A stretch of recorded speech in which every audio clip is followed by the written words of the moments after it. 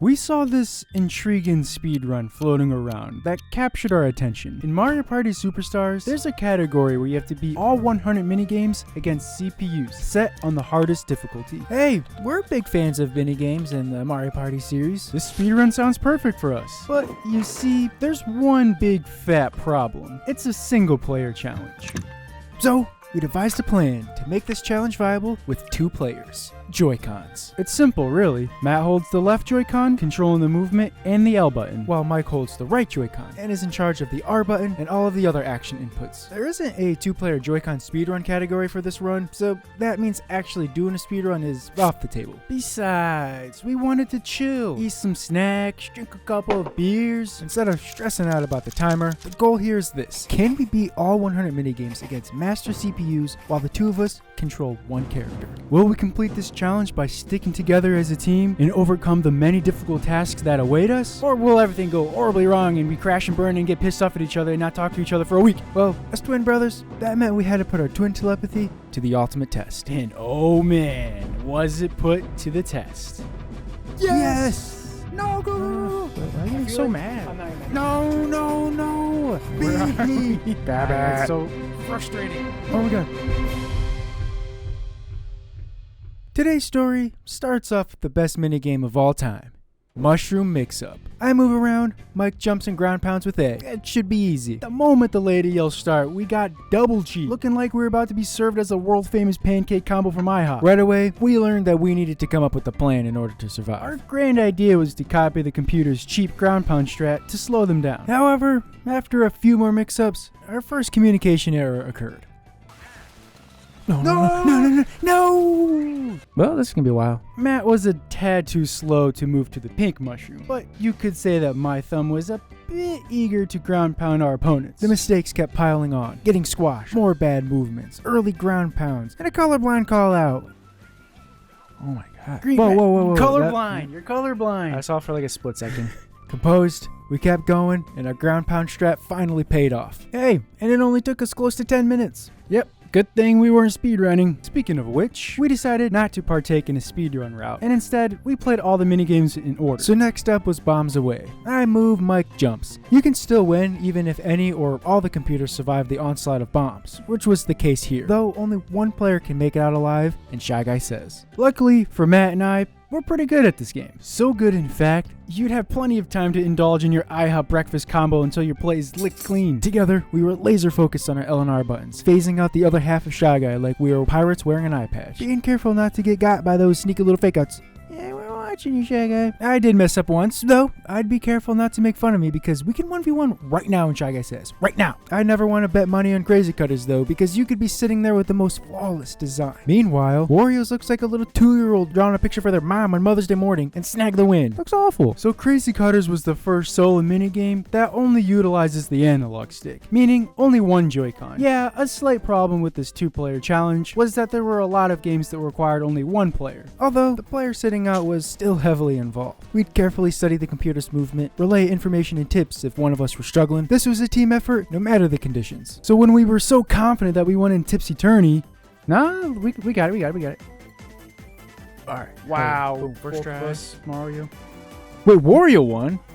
Wait, what? Did we give up like a couple of crybaby boys? No, we kept going until we triumphed. Dizzy Dancing is a great example to describe what this entire twin Joy-Con challenge felt like. Inverted controls that forced us to adapt, thinking twice about every move we made, while our heads felt like they were spinning out of control. It was a learning experience for sure, and the 2 of us knew that we had to adjust to the many bumps we encountered along the way. Whoa, I was just mashing. You can tap A to do like a quick jump. Nice. First try, I like that. Leave me alone! Oh my god, they double team me. I can't get out of that one. Oh, Peach. Yes! I didn't do anything. I let go. Nope. Damn it. I was close, but hey, that's the farthest I've ever got. Yes! Whoa. We tied? That counts? Does that count? Alright. They're just gonna be perfect. I have no faith in my love. God, it's so touchy. You spin out once and it's over. Damn it. It's over. Yeah, Here we I was about to are. say, just take your time because you got this. Yep.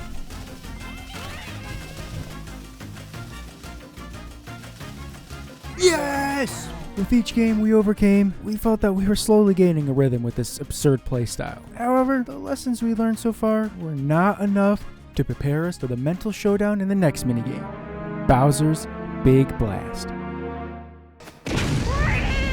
This is a minigame that doesn't rely on any skill, but luck and the fortitude to not lose your mind. Bowser's Big Blast is a criminal. If you're speedrunning, it's ideal to start off with this one, because the unforgiven RNG will ruthlessly kill countless runs. Each player takes turns pressing down 1 of 5 switches, with one of them being the bad one. Pick the wrong one, and you're eliminated from the game. The switches are reduced by 1 after each incorrect one is pressed. Last player remaining wins. The catch is, there is no way to tell which switches are safe or dangerous. The only way of winning was to go with your gut instinct and let luck handle the rest. Except we had 2 guts to decide from. So if there was one key lesson we learned from this minigame, it was the power of trust. You know, sometimes I was feeling really good about one color, but man, Mike was sure that yellow was the way to the promised land. We only had a total of 10 seconds to talk it out. Do we go with my color, or do I trust in Mike's gut feeling? We held our breaths in anticipation, staring into Bowser's eyes, hoping he didn't count us down to our demise. But luck was clearly not on our sides. Our sanity was gradually decaying for every wrong switch we picked, and for every minute that ticked. We desperately needed the goddess of fortune to join forces with us. So how do we harness the power of luck and get her on our side?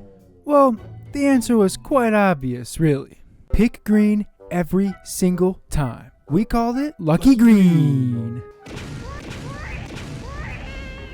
Putting all of our chips on Lucky Green, it made us feel alive. It made us feel warm, and everything was funny. That was probably the effects of the second beer that we cracked open. Warrior should have trusted the power of Lucky Green, because after he made the foolish decision to pick yucky yellow, we finally won after an agonizing 30 minutes.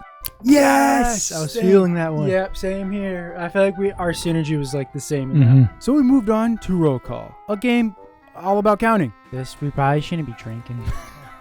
The second beer may not have been the best idea, because if we struggled counting in this game, Not even close. 25. How do you expect us to survive the horrors of Honeycomb Havoc? You have to do math. Like Bowser's Big Blast, you want to get this one over with early on when speedrunning, because of its RNG factor. To make it out alive, you decide if you want to collect 1 fruit or 2, being careful to avoid the bee-filled honeycombs. The goal, be the last one standing. It's not that easy. If you manage to make it to the final 2 players against the master CPU, you have to play perfectly, because, well, they don't mess up. No, he'll do 2. Yeah, he'll do 2. Damn it. Every time there's 3 fruit left and you're up, it's over. You have to get it so there's 4. And then she's gonna go 2. Damn it. No, because then she's gonna do 2, and then you're gonna go 2, and then 1 done. You have to get 4. 2. Yeah, and then be 4 left. Yes. No, then she's gonna press 1 and you lose. God damn it. He's gonna do 2, then there's 3 left. No, that's good. You want to be under here when there's 3. No, wait. Yeah, it's over. Alright, so we aren't necessarily Honeycomb Havoc experts. We still don't fully understand how to win. Yeah, all we know is something about the importance and dangers of multiples of 3. Basically, if there are 3 fruits left when it's your turn, you will lose guaranteed. Your best bet to win is understanding formulas and like basic algebra. Algebra? No, are you kidding? Our brains were taking a vacation on the moon right now because of that adult fruit juice we just consumed. We don't want to do no math. So after close to an hour of failed attempts and relying on Lady Luck steering us to the finish line, we came to the agreement that her powers weren't going to cut out for this game. We needed to do a little algebra, but not just any old algebra, drunk algebra. If we take 2 out now, that's 7. He did 1. If he does 1, so if you take 2, he does 2, he does 5. So we got 3. So he does 1, you do. He just then no. Then it will be 5, and he's going to do 1. 3 fruit above the CPU, not us. Okay. All right. That's what we need. Okay. So now there's a total of 7. 1, 2, 3, 4, 5, 6, 7. He does 1, so then I do 1. He's gonna do 1, 2. There's 3. It's gonna be. Wait, what? We gotta regroup. So now we have 11. Okay, so multiples of 3. Let's just chill. Just pause. She's going with 2. So now it's 7. Make it 6. Multiples of 3. 2. You go for 2. So we go for 1. Let's leave root. And then we go plus 2.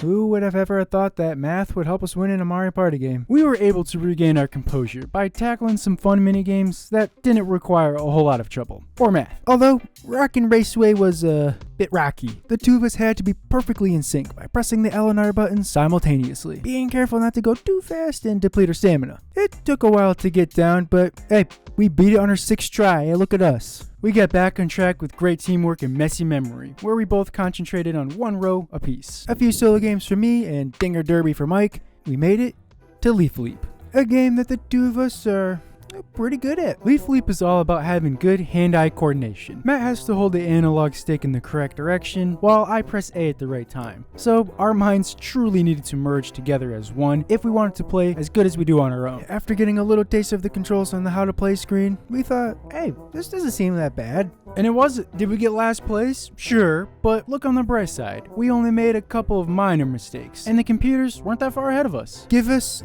3 tries at best to work on our chemistry, and we'll get it down in no time. Alright, it's over. Come on, Matt, shut up. On our 3rd attempt, we didn't mutter a single word to each other, not even breaking 100 yards, while everyone else, yeah. We kept going and going, missing jumps, falling down, getting last place, and giving up halfway in. The room was dead silent. All you could hear was our exasperated sighs and the sound of our Joy-Cons fiercely hitting the wooden surface. The only talking that was done was the voices inside our heads. Is Matt not going fast enough, or am I pressing A too early? I feel like Mike is getting mad at me. I don't know. Why are you getting so mad? I'm not getting mad. I feel like we could have simply paused the game to take a break. Talk things out as a team so that we could get back on the same page. No.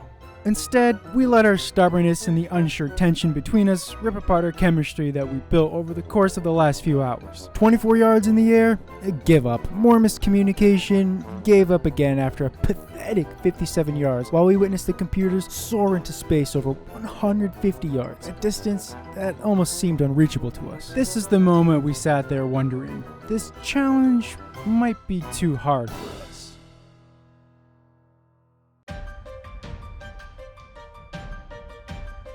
With a concentrated deep breath and shutting up the distracting voices ringing in our heads, we pressed onward. Wow, what a great start. Look at that. But 2 costly errors were made. But did we let that stop us? No. Together we bursted through the thick fog like a rocket flying to the moon to join our brains on vacation. Wow, we're so cool. These jumps can't get any better. Look at that. It was beautiful. Oh no, but Peach was right behind us. The timer was ticking and ticking.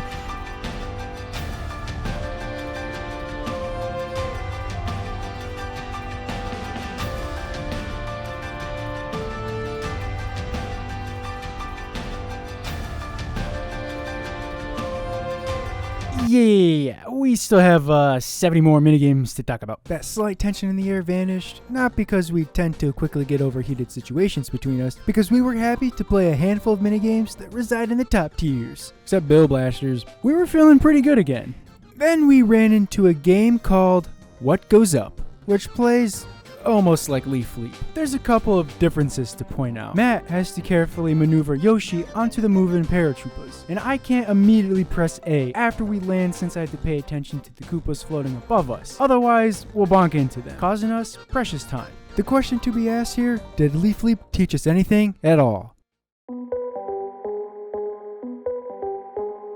Round 1, we were looking clean, but finished in last place. Okay. Second attempt though, a couple of head bonks caused us to drop all the way down, resulting in yet another last place finish. Oh boy. Third go, yeah, we did even worse. Okay, we had to ask ourselves, what were we doing wrong? Not communicating. So during our 4th attempt, we were communicating. Wow, the two of us were actually on the same page. Yeah, about how we were both craving ice cream.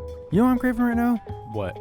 ice cream. Yes, that actually sounds really good. It was better than not saying anything at all. Talking about ice cream and nonsense put us at ease while we struggled to get above 100 yards, collecting more and more fourth places and bumps on Yoshi's head. We eventually snagged the win after Mike patiently waited to press A, allowing me a split second to make the proper adjustment to swivel around the paratrooper. With our chemistry revitalized, we started communicating to each other more during the last stretch of free-for-all minigames. Alright, let's keep it back bottom of that right. I should have at Punch. least Called. I'm going down. Alright, let's try second just door. Nice. Just gotta go in all of them. Yes! That's 100%. Frame us. one punch right there. That's a Boom. hang that on the fridge. So I almost feel like we can get away with going 4-speed.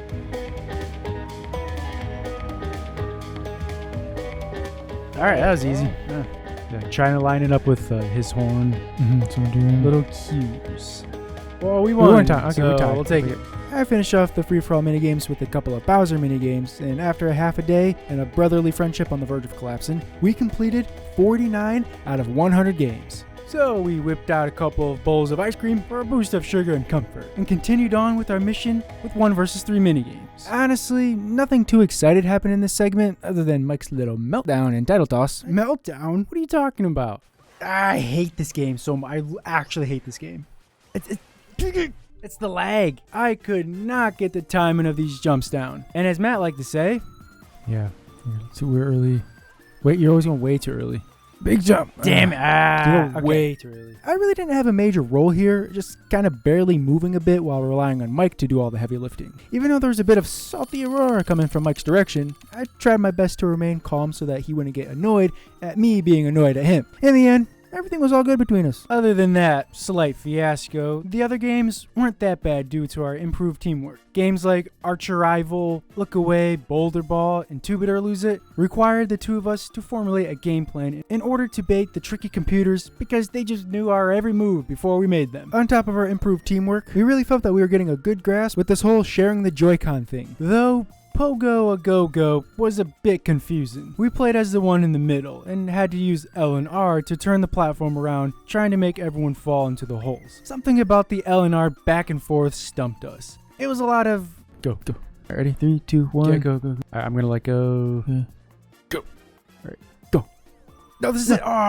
Just that, back and forth. We bounced back and tackled takedown after taking it to the dog pound on attempt number 1 and finished the last 1v3 game in Skyver Scurry. Next up are the 2v2 games. These are not only about our chemistry with each other, but also putting our newfound friendship with Mario on the line. Now, there were a lot of fun games, but there were only 3 that were worth talking about. 3 games that gave us some trouble. The first being Bobsled Run. You might be thinking, Bobsled Run? How in the world did you guys struggle with that one? Did you just move the analog stick around? Well, the reason why we spent way too much time than we should have is, a bit embarrassing. My job is just to mash A to get a good running start. Then I put my Joy-Con down, lean back, and root for Matt and Mario to steer us to the finish line. Well, actually, it was all up to me because Mario just mimicked everything I did, not helping me in the slightest as I was ramming into walls left and right like I was still drunk. Matt just couldn't get these turns down. So after doing a little screen peeking over at Peach and Wario, I noticed they were doing this little left to right head tilting tactic. Hey, that looks like a strategy. Why don't you do that? Yeah, speaking of seeing Peach and Wario, that's all I saw. Them zipping right past me. The few instances that I was in the lead, it would magically get a burst of speed after this last jump. No. Damn it!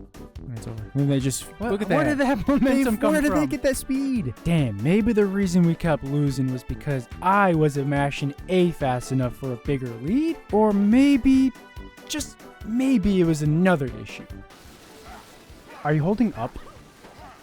No. Am I supposed to? Does that give you a boost? Oh, come on. I was thinking of Mario Kart, okay? Ashamed of myself that I jammed up on that analog stick as hard as I could and gave Peach and Wario a lovely view of the back of Mario's hat. After a few more easier games, we reached Balloon Burst, the game that about bursted a few blood vessels in our brains. Ooh, another one of those L and R button games that we love oh so much. So Mike presses R to push the pump down and I click L to pull it back up. But why was this so hard to comprehend? It's like 2 people controlling the steering wheel while driving. I turn left while you turn right. There was absolutely zero rhythm between us. Just like us on the dance floor. Don't you ever think about inviting us to a Just Dance party, because we'll be wanted for murder like Bowser's Big Blast is for massacring the entire vibe. At this point, we understood that it was, helpful to ask each other questions and work out our problems. So what are you looking at? Different things every time. I was looking at our meter the whole time. That one I just did for the first time. Wow. I feel like the meter's better. Yeah. With our eyes locked on the gauge and our fingers in perfect unison, we made that dumb balloon look like it was from an episode of Pokemon. Now for the third game, Dungeon Duos. If you don't know anything about this game, all you need to know is that it's the ultimate 2v2 minigame that will put your friendship and communication skills on the line. You and your partner have to work together to escape the dungeon first by completing a number of obstacles. Allow us to walk you through the different obstacles that litter this formidable dungeon. The first part isn't so bad. You run through a hallway that's blocked off by multiple walls. You alternate mashing an input to lower each wall until you reach this part. One player jumps on the tiny platform while the other is partially responsible for safely getting them across. We say partially because, Jump! Okay. Ace jump. Damn it. We just had to get really lucky in the pipes. Alright, you should have told me. Our clumsy teamwork cost us precious time, so we were left with no choice but to reset. I guess I just assumed that Mike would jump right away if he saw me charging full speed at the platform, but that wasn't going to work. So we came up with a simple solution to get our synergy back on the same page. Okay, ready? Jump. Okay, I'm gonna jump. 3, 2, 1, go! 3, 2, 1, jump! The next obstacle is a pipe guessing game. Locate the correct pipe and it will lead you to another pipe guessing game area. We found the 2 correct ones and all that was left was the final remaining obstacle. Alright, we got it. What is this one? I don't know. Oh no! The controls are the exact same as the previous balloon minigame. The only difference is the sheer amount of pressure pushing down on our shoulders. Knowing that we managed to get out of sync like we did in the previous LNR games, we have to start all over. So we were flying through the next attempt. Everything seemed to be going well for us, except there was one problem. The computers got to their hot air balloon before we did. It was at this moment when we realized that if we wanted to make it out first, we had to reach this part 3 to 5 seconds before Peach and Wario because of how uncoordinated we were.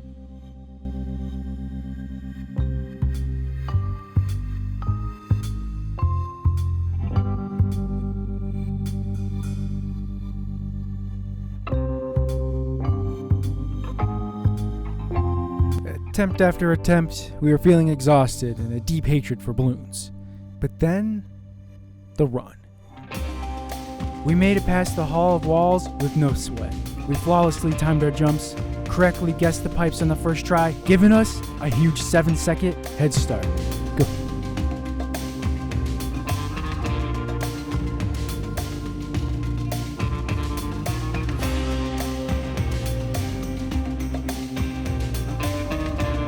Oh my god, I thought we were going to choke that.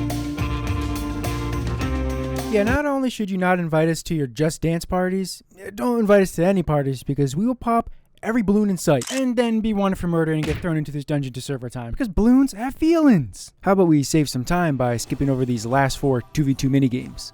And while we're at it, we should skip over dual minigames because they were all solo games and kind of boring. Hey, we might as well skip over coin minigames too. 3 rest in the bottom of the rankings, so you know nobody cares about most of the coin minigames. Only 4 out of the 10 games required both of us. They can all be summed up with, ooh, get the coins, ooh, run and jump, release the umbrella, battle the boat, very fun. Although we gotta come out and brag about our dominant 47 coin performance and hammer drop. It's been a long and tiring journey. There's only one thing left to finish here. The final panel of minigames. We got the sports category and the puzzle category. We decided that doing the puzzle games last would be a boring finale and wanted our last game to be ice hockey. We'll explain why when we get there. For now, it's time to play some Mario's Puzzle Party and end this once and for all. Flip. Yep, this one's over. Well, I think we found the game that we're probably never going to beat. I feel literally just useless. Yeah, they're just comboing. That's what you got to do. Alright, yeah, we'll be honest and say puzzle games are not our cup of tea. We're not no Tetris masters or Puyo Puyo gods, alright? We suffer severe trauma from getting our asses kicked in Dr. Robotnik's Mean Bean Machine when we were in the 3rd grade. Quick, somebody call Dr. Mario because we were getting sick of losing over and over. The computers were going absolutely wild, dropping blocks faster than coconuts. All we could hear was that annoying chime from those combos and them cheering while the only words coming out of our mouths were, I have no idea what I'm doing. I don't know what I'm doing. I have no idea what I'm doing. If you're out of the loop with how to play this game, like we were, here's how it works. You create combos by combining colors until you're the first person to get 100 points. Yep. That's it. Matt moves the blocks around, and I flip them. The slow pace and +2, and if we were really lucky, +4 point combos was not gonna cut it for us. We found we were getting the best results by stacking the 2 middle rows. We got lucky a few times when some of the CPUs got knocked out early, giving us a huge opportunity to win, given that there was less competition. However, all we could muster out was a couple of baby combos and a lot of disappointment. Well, we did manage to squeeze out a huge 24-point combo in one game, but it's in the Hall of Fame right now. But of course, we started slowing down again because of how nervous we were that we'd choke yet again. We were flipping thumbs, pressing buttons, praying to the Puyo Puyo gods to guide us. And lo and behold, our desperate calls to the heavens were miraculously answered. Wow, we're so awesome by doing that. Well, that took us over 40 minutes to beat. Do you want to know how long the next puzzle game, Black Star, took? A lot longer. Black Star. Another puzzle minigame all about connecting colors to disrupt your opponent. And another puzzle minigame that we had zero clue on how to play. We didn't know why our timer was counting down, why we were getting combos, or what these arrow blocks meant. It took us a while to figure out that we could break the brick blocks that Mario was sending over to us. Oh, we can go get the... Well, there we go. The teamwork that we built together over 95 minigames, it was in jeopardy. Oh, it shot off the rails like a minecart in Handcar Havoc. My eyes were focused on wanting to combo one color, but Mike was looking at another color. Go... What? Give me that green right there. What green? What green? Left, right there. And then just like that, we grew a bit agitated with each other. Okay, red's here. Yellow to top left. Top left. Okay, what does that mean? Top left. What? It's like on the right. The two of us resorted to our reckless play style of mashing blocks, hoping we get lucky. But then, something happened that changed everything. Wait. No. Hold on. Wait. Send block up. Carry block. Are you kidding? We were playing wrong for 20 minutes straight. I was clicking A, thinking you only had to send blocks upwards. Rookie mistake. I had to press and hold while Matt controlled where to drop them before I let go. Now we were playing. Look at us go. We were communicating more, calling out colors, being patient with each other. It was great. Even though our chemistry and understanding of the game was starting to click, it still took us 50 tries and 2 hours of our time to beat Mario. Grab this blue. Oh my god, yes! We did it! Oh my god. I didn't even feel like we did anything that crazy. No, we were on pace the whole time. The last puzzle game, Stick and Spin, was the easiest of the 3. Same story, we didn't know how to play, different outcome, we worked together effectively, and won on our 3rd try. Okay, that's enough of these little puzzle games. It's time for the real mini games. We're talking about the fun ones. Good old sports.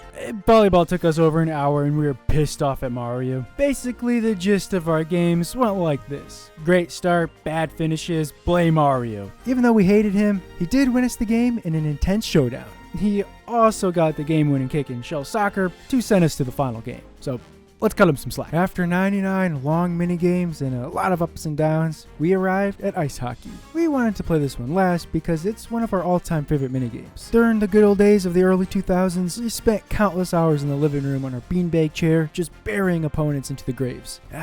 We were unstoppable back in those days. We truly believe that our skills from the glory days would fuse together as one and end this challenge with the biggest blowout in ice hockey history. We accidentally assisted the CPU's goal, and game 1 resulted in a tie. And then we proceeded to lose the next 5 games. Master computers are so cheap, they broke the system with this little sweet spot. So hey, we played cheap too. After taking the lead in game 7 with 10 seconds to go, we played keep away with the puck to prevent Peach and Wario from getting a chance to tie it up. Tried to play cheap since I foolishly handed them back the puck like I was being a good old sport to give them one last shot. Thankfully, they did nothing with it, and we won. That's it. We did it! It was over. All 100 minigames against Master CPUs with 2 players, 1 pair of Joy-Con was completed. A shower of confetti rained down. A huge cake congratulating us was gracefully presented. There was a parade downtown, the entire city in attendance, and our names was forever embedded into the history books as the first pair of lunatics, as far as we know, to complete this challenge. No. All we got out of this was a couple of loud, exhausted sighs of relief and 2 whole days wasted. Well, we successfully accomplished what we set out to do, but most importantly, we didn't get severely pissed off at each other. So I think that alone calls for a party. No! Balloons!